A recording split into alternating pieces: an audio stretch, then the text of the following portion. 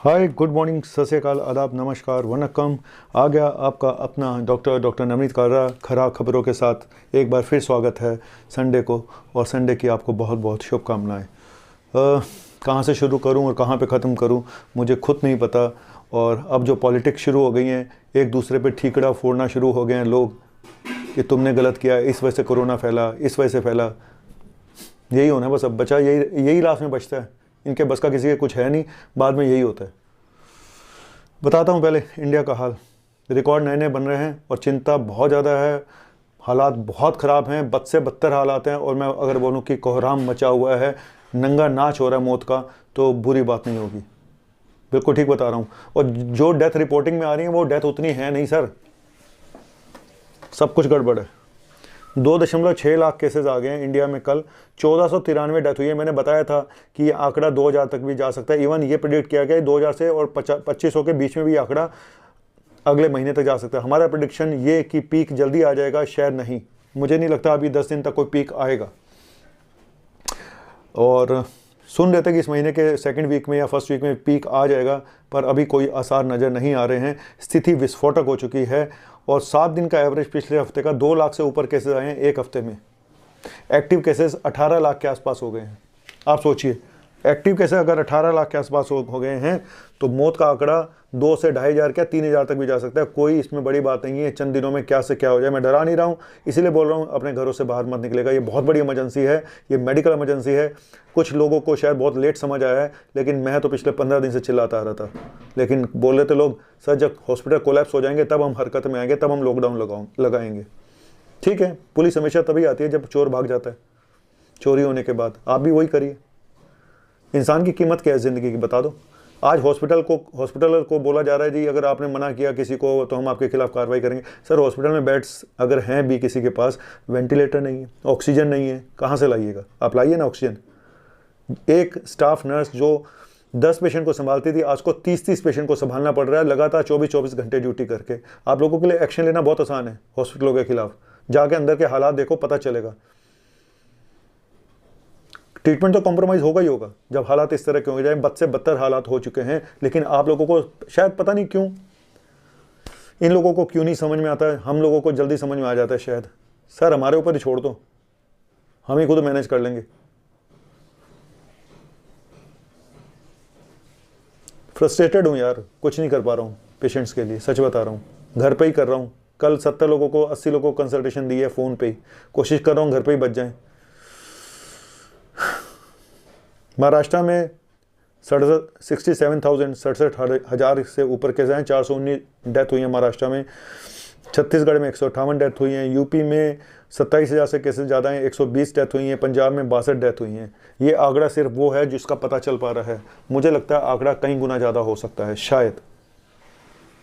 अब इस मेरे इन डायलॉग के ऊपर कहीं मेरा वीडियो बैन ना कर दिया जाए कि आदमी भड़का रहा है, झूठे आंकड़े दे रहा है। सर आंकड़े पूरे नहीं आ पाते, सभी को पता है। कुछ लोग तो घरों में ही मर जाते हैं।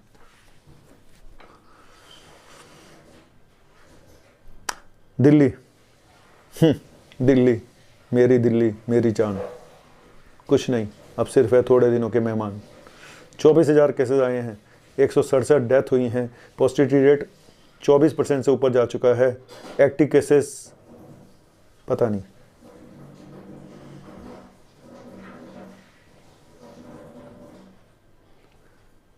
क्या बोलूं? वो दिल्ली थी जो 12 फरवरी तक जिसमें 100 केसेस आ रहे थे और आज सीधा 27,000। हम क्यों सही टाइम पे सही एक्शन नहीं लेते? क्यों नहीं ये लॉकडाउन कुछ दिन पहले लगा दिया गया? क्यों इंतज़ार करते रहे हम सब की चीज़ें हाथ से निकलेंगी तब हम एक्शन लेंगे? अभी भी मुझे नहीं लगता, अभी भी तो कोई देर नहीं हुई सर, अभी भी लगा दो। अभी भी कोई देर नहीं हुई है। देर आए दुरुस्त आए, अभी भी लॉकडाउन लगाना पड़ेगा आपको। जो लोग लॉकडाउन के खिलाफ हैं, भाई जिंदा रहोगे तो कमा पाओगे। ठीक है जी, बताता हूँ आगे की कहानी। महाराष्ट्र में जो टेस्ट हुए हैं, जीनोमिक सीक्वेंस हुआ है, उसमें 50% पेशेंट में एक नया इंडिया का वर्जन पाया गया है, वेरिएंट पाया गया जो बहुत ही खतरनाक है, जिसका नंबर है B1617। ये नया वायरस जो महाराष्ट्र में फैला है बहुत ही खतरनाक है। और सबसे बड़ी प्रॉब्लम क्या हो रही है मालूम है?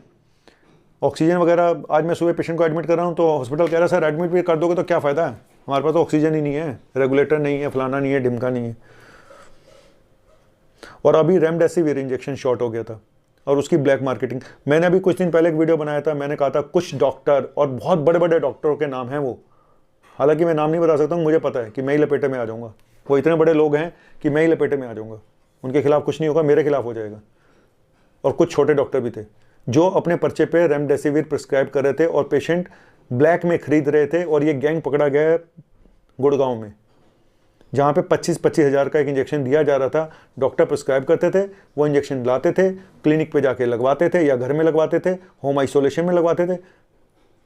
तो कहानी ये है कि अब पेशेंट को नहीं भी जरूरत है तो भी रेमडेसिविर लग रहा है। कुछ लोग तो क्लिनिक पे बुला रहे थे, ऐसे भी केसेस हैं जहाँ क्लिनिक पे बुलाया था, गाड़ी में ठोक दिया जाता था, कार में बिठा के, कारों की लाइन लगी हुई थी, ऐसा भी बता रहा हूँ मैं, और ये सच बता रहा हूँ मैं आपको। मुझे किसी डॉक्टर साहब ने बताया, वो भी गए, उनके सारे रिश्तेदार वहाँ जाके लगवा रहे हैं इंजेक्शन, और 11,000 रुपये लगते हैं एक ड्रिप के, ये बताई उन्होंने मुझे बात। हालांकि अब कौन सामने आएगा जब मैं ये बात करूँगा उनसे, तो मैं किसी का नाम नहीं बता सकता हूँ, लेकिन ये अंधेर गर्दी चौपट राजा वाला काम हो रहा है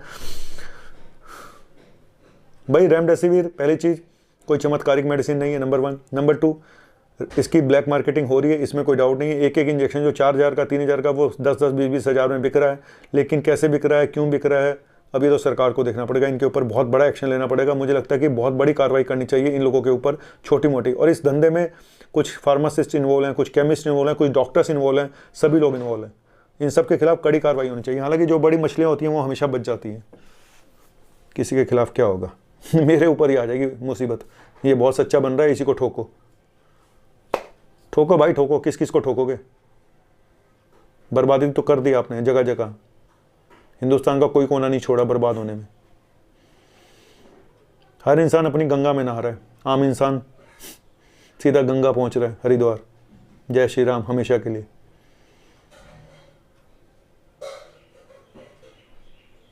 थैंक यू वेरी मच। तो सिर्फ एक ही तरीका है बचने का, घर से बाहर मत निकलिए, किसी के बस का कुछ नहीं है, कोई बेड अवेलेबल नहीं है, कुछ भी नहीं हो पा रहा है। मैं सिर्फ जितनी हेल्प कर सकता हूँ फ़ोन पे हेल्प कर पा रहा हूँ कि भाई ऑक्सीजन सिलेंडर का इंतजाम कर लोगे घर में, मैं कोशिश करूँगा आपको ठीक कर दूँ, और कर भी रहा हूँ जितनी मेरी कोशिश है। कुछ कर पाता हूँ, कुछ नहीं कर पाता हूँ, लेकिन लगा रहूँगा जब तक है जान, जाने जहान मैं नाचूंगी। हालात बहुत हैं ख़राब, बद से बदतर हैं दोस्तों। अपना लॉकडाउन खुद लगाओ, और मैंने पहले भी बोला था 3 ही ऑप्शन है Vimal, vaccination, mask and lockdown, self lockdown. सरकार अगर लॉकडाउन नहीं करती, आप अपना लॉकडाउन खुद करिए। सरकारों की मजबूरियां हो सकती हैं, उनको जो भी उनके आर्थिक हालात हैं, लेकिन मुझे ऐसा लगता है आपको अपना लॉकडाउन खुद करना चाहिए, सरकारों के ऊपर डिपेंडेंट नहीं रहना चाहिए।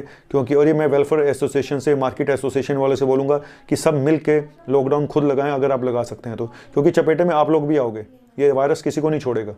और अब किसी को नहीं, अब मुझे लगता ही नहीं कोई इस वायरस से बच पाएगा, सच बता रहा हूँ। मेरे घर में भी क्या बताऊँ, मैं कुछ बता भी नहीं सकता हूँ, चारों तरफ कोविड का नंगा नाच है, कोई नहीं बचेगा इस बार, सच बता रहा हूँ, इस बार कोई भी नहीं बचेगा, शायद हबको होके रहेगा, बदकिस्मत होंगे जो इस दुनिया से चले जाएंगे। Thank you. आपका अपना doctor Navneet Kalra, frustrated secular. Bye.